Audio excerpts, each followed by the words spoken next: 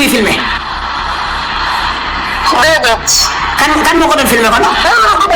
nekkul vidéo yëpp ñoo nekk dëgg benn kese moo si nekk dëgg. nga ne vidéo yëpp di kattante nga ne vidéo yi nekkul lan moo tax ngeen di def loolu lan moo tax ngeen ñëpp ndeyam bon loolu laa bëgg a xam. déglu ma ne benn vidéo kese moo si. yëpp dëgg la fii amul dara boo xoolal boo ma waxaatee loolu ma katt ndey vidéo yi Sénégal yi teg ci seen bët de bu ma waxaat loolu de.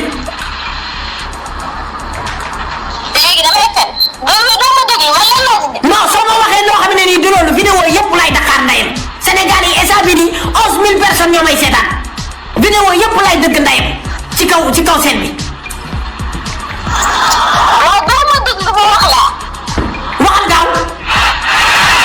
benn vidéo la ma filmé woon te bu mu ko doon filmé xaw ma ko woon bu ñu njëkkantee gis man sama copain boobu il y a 4 ans léegi boobu ba tey mu ngi téye vidéo bi mu ñëwaat nag bëgg yàq sama daa ñëwaat mu ne il faut mu gis ma pour tëdd ak man su ma nangoo après day dugal vidéo bi envoyé la ko yow envoyé ko kenn kooku moom bu dugal ci site pornographie moom bi. ah moo tax nga tëddaat ak moom daal mu vidéo la pour mu bañ koo dugal. tëddaat moom vidéo boobu noonu keneen di tëdd ak moom. kenn la non yëpp même léegi man li may fi may commencé xam nga mooy lan. fi may commencé mooy maanaam lan moo tax ngeen di def lu bon ba pare di ko vidéo.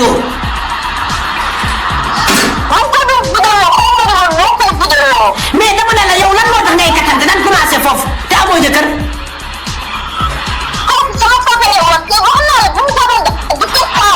dama ne la yow lu tax nga koy def laa wax. lan moo tax maanaam yow ngay kattante te amoo jëkkër loolu laa la laaj li ngay wax lépp laajuma la ko.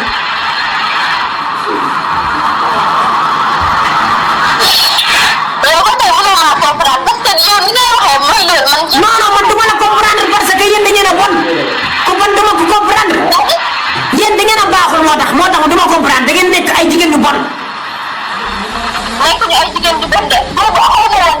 yéen xam nga woon dara yéen ñëpp loolu ngeen di wax ay xaw ma woon dara ay ku xam bokk ba léegi ku xamul dara di nga gàttante. waaw léegi man xam nga lan laa bëgg. yaa ngi may dégg. vidéo yi laa bëgg a jël kat ndayam ba Sénégal yi teg ci seen bët. waaw parce que yéen da ngeen di def lu bon loo xamante si nii nit du ko def doomu jullit da ngay xam ne doomu jullit nga xanaa yow sa papa xanaa yow amoo sa papa iliman la wala sa papa xanaa yaru la. c'est man dama yow.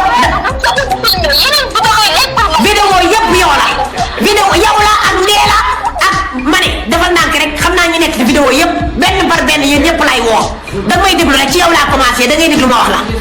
vidéo yëpp xam naa lu ci nekk information yi man maay Adama Boss day dégg de information du ma réer Sénégal damaa bëgg nga xam lu xew Sénégal xam naa ko foo nekk ci àdduna bi dama lay waxaat sa papa du ci man dara sa du ci man dara ku ma Dakar sa ndey da ngay bett amul kenn ku la mën a dimbali benn jigéen bu ne la mën na laa dimbali ba Adama du kat sa ndey vidéo da lay nax loolu xanaa xam nga ko benn par benn yéen ñëpp laay woo su ma coupé ci yow dinaa woo ndee la yéen ñëpp ku ma ci jotul Dakar sa ndey. yaa ngi may dégg baax. lii moo dul yëfu nit.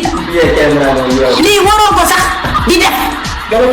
wala nga di ko foowe. ak loolu la mënti dig. yow fi mu toll nii amoo looy wax.